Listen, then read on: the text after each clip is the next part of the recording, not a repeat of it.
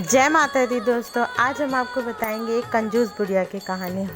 एक बुढ़िया रहती है, वो हमेशा ओम नमः शिवाय, ओम नमः शिवाय, ओम नमः शिवाय जाप किया करती थी।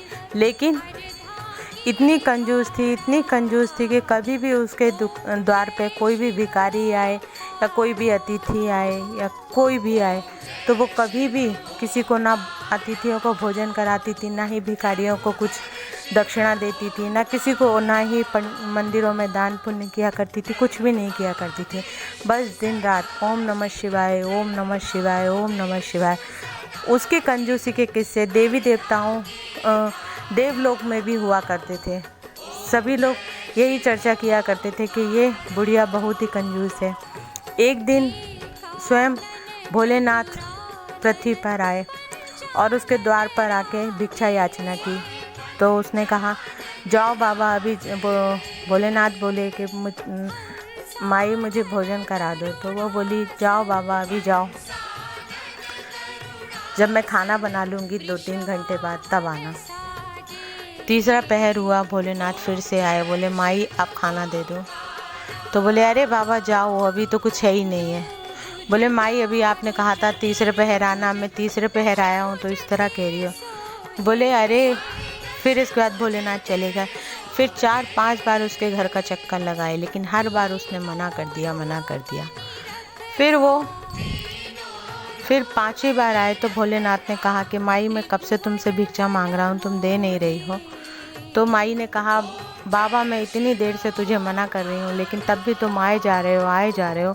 अब मैं तुम्हें सत्यता बता ही देती हूँ, मैं कभी किसी को कुछ नहीं देती हूँ, दान पुण्य कुछ नहीं करती हूँ। तो बोले अरे ऐसे तो तुम्हें मृत्यु के बाद नर्क लोक की प्राप्ति होगी। तो बोलने लगी कि नहीं, मैंने इतना शिव का नाम जपा है कि मुझे शिवलोक की प्राप्ति होगी। तो फिर भोलेनाथ चले गए।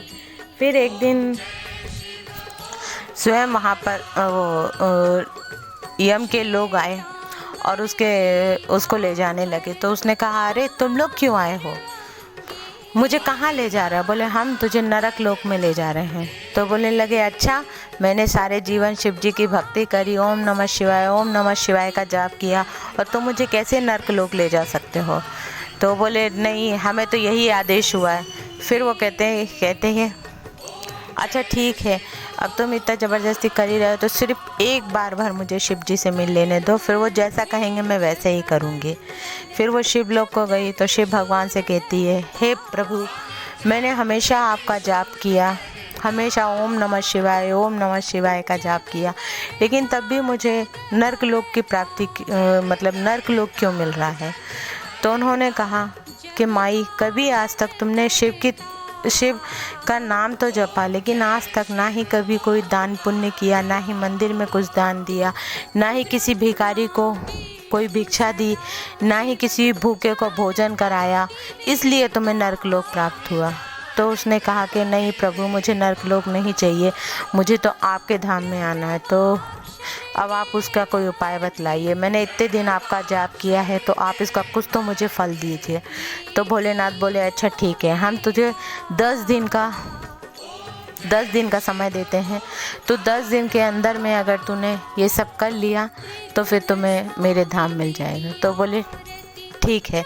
तो वो फिर उसका पुनर्जन्म हुआ, बुढ़िया मर के फिर से जी, और फिर जैसी पृथ्वी लोक में आई तो फिर उसने 10 दिन इतना दान पुण्य और भंडारे करवाए, गरीबों को खूब दान दिया, मंदिरों में खूब दक्षिणा दी, और इतना दान पुण्य किया कि सारे जीवन का पुण्य उसने 10 दिन में कमा लिया, और फिर वो शिवलोक को गई।